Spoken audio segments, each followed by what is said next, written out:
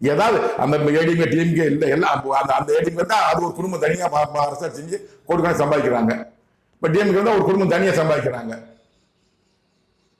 ஏங்க பண்றீங்க? அதனால தான் கத்தனை கொண்டிருக்காரு. விஜய் பொறுத்தவரை அதிகாரத்து வர்றாரு.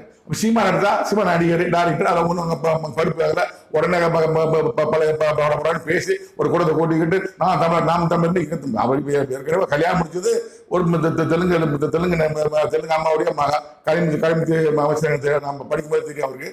அவர் ரெண்டு மனைவி இருந்தாங்க. ரெண்டு ஜாதி நினைக்கிறேன். தெலுங்கு சைடு சேர்ந்தவங்க.